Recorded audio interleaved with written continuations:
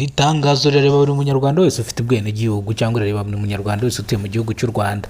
Ni mu gihe abanyeshuri bashoje gukora ibizamini bya leta ku itariki 14 z'ukwezi kwa karindwi umwaka wa 2025. Ubu ngubu abanyeshuri bakaba batangiye gutaha bajya mu ngo zabo cyangwa aho batuye muri rusange. Ni mu gihe umunyeshuri w'imyaka 17 wiga mu mwaka wa gatanu w'amashuri yisumbuye ari gukora ikizamini cya leta kuri sitasiyo ya polisi ya Kigeme mu karere ka Nyamagabe, nyuma y'uko afatanwe icyuma ku ishuri ahari kubera ibizamini bya leta ashaka kugitera umuntu. Ni mu gihe uno munyeshuri rero yakoreye ikizamini muri gereza muri rusange, twabyita nka gereza. Ni mu gihe yashatse cyangwa yafatanwe icyuma ku ishuri mu gihe cy'ibizamini, akahita afatwa akajyana kuri sitasiyo ya polisi muri rusange, bakaba bamubitsemo paka ibizamini birangiye kugira ngo bamurekure. Bamushyiriye ibizamini muri burigade kugira ngo abashe gukora ikizamini cya leta. Bibutsa yuko waba urwaye cyangwa waba urembye usangishwa ikizamini cya leta aho uri kugira ngo ugikore, utazavuga ngo waracikanwe muri rusange.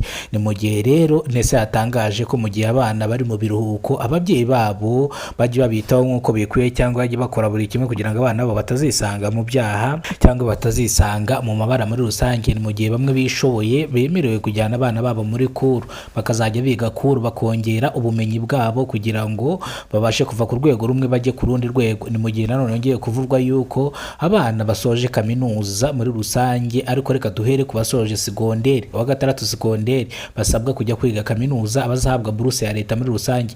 Barangije ibizamini ariko ntiharatangazwa amanota ayo bagize muri rusange. Ni mu gihe hazatangazwa amanota ibizamini byose byashojwe cyangwa bamaze gukosora amanota kugira ngo ababasha guhabwa buruse za leta bahabwe buruse za leta. Ariko ni mu gihe mw'ibi bihe ibizamini byari byarahindutse cyangwa yarajemo impinduka muri rusange. Ni mu gihe abana batangiraga ikizamini saa 2 zuzuye, ariko ubu ngubu zikaba ari saa 2 n'igice. Iyo ni impinduka yaje mu bizamini muri rusange. Mu gihe ibizamini byarangiraga saa 11, mu kindi gihe byarangiraga saa 12 muri rusange. Urumva ko ni impinduka zari zihari, ni ibintu bitari bibakomereye cyangwa bari babasha kubongera tayimu cyangwa kugira ngo bajye babasa baze gake gake kugira ngo bagere ku bizamini banihuguye muri rusange.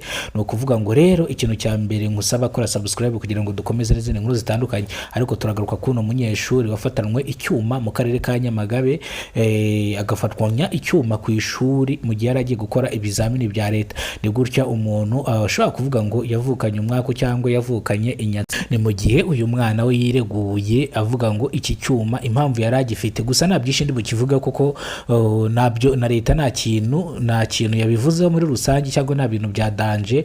Murabizi ko umunyeshuri aba ari nk'umwami. Iki cyuma rero nta kintu cyagakoze muri rusange. Ni mu gihe uyu mwana yasangishijwe ibizamini muri burigade. Ni mu gihe bari gutekereza kumurekura nawe agatanga abandi banyeshuri agasubira mu rugo iwabo. Ariko Nese yongera kwibutsa ababyeyi ko bagomba mu gihe abana bari mu rugo gusubira mu masomo. Ubwo navugaga barangije wa gatandatu kugira ngo bazitoze uburyo ki bazajya kwiga kaminuza.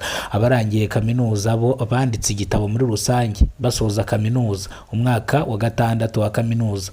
Ni ukuvuga ngo kaminuza umuntu yiga imyaka 4 muri rusange. Ubwo uwushoje umwaka wa mbere muri rusange akaba yahawe amanota kugira ngo azakomeze umwaka wa kabiri muri rusange.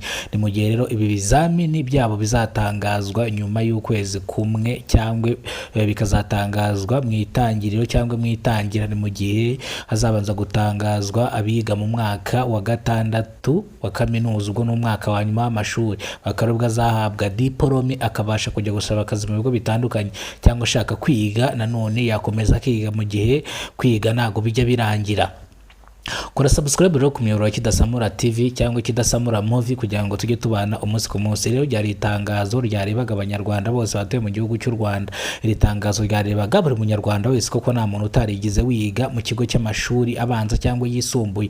Ni mu gihe benshi kuri twebwe ibizamini twagiye duhura nabyo bikadukakaza bikanadukaranga, niturye nitunanywe kubera ibizamini. Munyarwandakazi buriya ikizamini ni ikintu gikomeye cyane, akantu ubona ari toto. Ni mu gihe turi bugaruke nanone ku bizamini by'imodoka by'imodoka cyangwa ibya provisoire ni mu gihe umuntu ashobora kubona byoroshye, ariko gukandagira umurongo wonyine muri rusange bikwimisha amahirwe yo gutsinda, ugasanga uratsinzwe kubera uburangare no kwirara cyangwa no kuba ibintu urimo uvuga ngo birashoboka kandi bidashoboka. Ni mu gihe rero ugomba gufokasinga cyangwa ugomba kuba maso mu gihe ikizamini gitangiye, ugakora ikizamini nta gusitasita cyangwa nta kudigadiga. Murakoze cyane, Imana ibaho ubuzima buzira umuze, amafaranga n'ibintu bitandukanye. Ariko ikintu cya mbere nabanza kugusaba, mbabarira unkorere ka subscribe, ukore kwiyonzogera kugira ngo ujye ubasha kubona amakuru atandukanye. Rero ya ni amakuru ya nyuma dukoze ku banyeshuri muri rusange kugira ngo basubire mu ngo. So tuzongera gukora amakuru y'impinduka cyangwa uko byagenze muri rusange, cyangwa amatangazo y'abanyeshuri cyangwa ibiciro byariyongereye cyangwa byaragabanutse. Ikigo nka New Vision, Riviera, ibyo rwose abanyeshuri bagiye mu ngo zabo muri rusange, no mu gihe abandi cyangwa abari imodoka